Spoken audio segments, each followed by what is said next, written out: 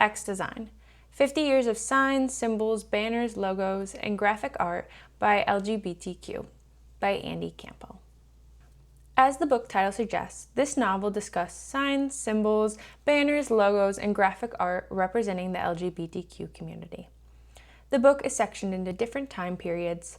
First, there is the introduction, then pre-liberation, 1970, 1980, 1990, and the 21st century. Each section talks about different designs in that era, their meaning, and their significance. The introduction touches on the author's own personal interaction with queer graphics and a brief history of queer design. The rest of the book displays designs from each era, explaining its significance and meaning. Each era displays 15 to 25 designs and talks about their creator, their influences, and goes into specific design choices. The author, Andy Campbell, is an assistant professor of critical study at the Roski School of Art and Design at the University of Southern California. I chose this book to learn more about my community, and I wanted to learn about common queer symbols and their meanings, so I'm better educated on this topic. While I can't talk about every design in the book, I wanted to touch on some of my favorites and the ones that I felt were the most influential. Introduction. Pink triangle. The pink triangle was used in Nazi Germany to mark homosexual men during the Holocaust. This symbol was reclaimed by the gay community and is seen in a lot of designs. As once a symbol of hate, it is now used as a sense of empowerment for a lot of queer artists. P flags, what will the neighbors say? The introduction touches on the Parents and Friends of Lesbians and Gays organization. This organization was started to support the LGBTQ community and show love from their parents and friends. They designed a poster for their 4th annual meeting titled, What Will the Neighbors Think?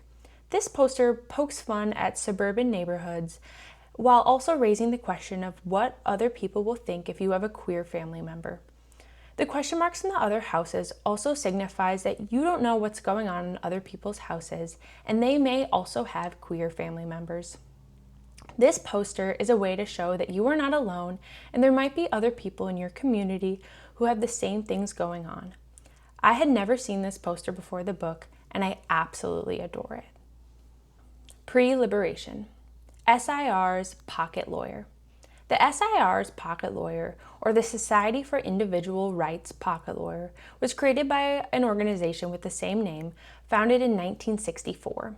The small pocket-sized booklet outlines what a queer person might expect from the process of being arrested, what they could do to protect themselves, and recommendations for attorneys and bail bondmen. The front of the booklet shows a circle with 4 arrows pointing inward, representing both the SIR's mission to protect and serve its members, but also metaphorically shows the group's activities not just being of legal aid, but also having different parts of their organization, like the social aspects. Nautical Star Tattoo. The nautical star tattoo was a popular symbol in New York that was used as a marker for lesbian identities.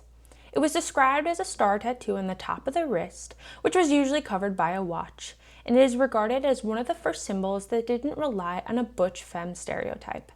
While it's small enough to be hidden with a wristwatch, it was sometimes used by law enforcement to prove a person's lesbian identity.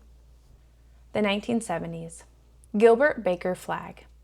Created in 1978, Gilbert Baker was asked by Harvey Milk to design a flag for the upcoming Gay Freedom Day celebration.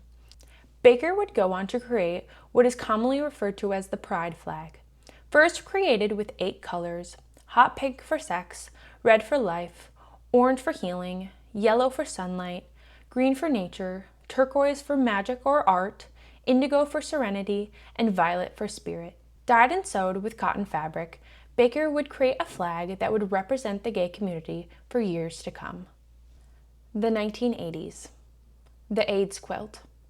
Started in 1985 by activist Cleve Jones, the AIDS quilt consists of individual panels of 12 by 12 fabric that were designed by individuals who had lost someone to AIDS. The fabric was sewn into large quilts to be on public display. Displayed in 1996 at the Capitol Yard, The New York Times quoted, "A carpet of grief covered the nation's front yard this weekend." March on Washington posters. Posters for the National March on Washington for Lesbian and Gay Rights featured common symbols like the Capitol building and the pink triangle. The 1987 march reads out, come out, wherever you are," referring both to the process of coming out as a personal and political act. The pink triangle, as seen in the background, is a reclaimed symbol. The 1990s. Money stamps. Throughout the 1970s and 1990s, dollar bills were stamped with the words "gay money," some with pink triangles, circulated throughout the United States.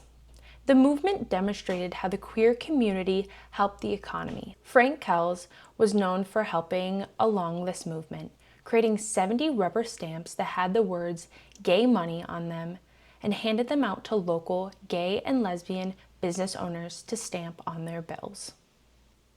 The Ribbon Project. Created by the Visual AIDS Artists Caucus, the Ribbon Project consists of red ribbons as a symbol of the ongoing HIV and AIDS pandemic. The red ribbons symbolize blood, passion, anger, and love.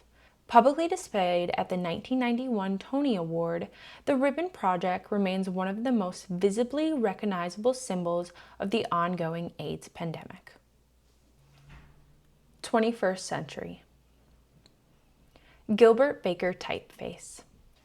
Inspired by Gilbert Baker, the designer behind the first Pride flag, Newsfest, NYC Pride, Ogilvy and Matter, and Font Self teamed up to make the font family Gilbert.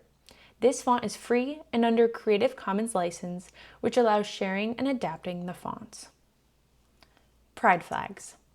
Throughout the years, Pride flags have been created and loved. Each Pride flag has its own meaning, community, and design. It allows people in the LGBTQ community to find, share, and love the flag that fits them the most. What I took away from this book is there are so many queer designs and symbols that have been created throughout history. I love learning about the stories behind all the designs and why they matter to those creators. I will definitely be taking these designs that I learned today and adapting them to designs that I create and love.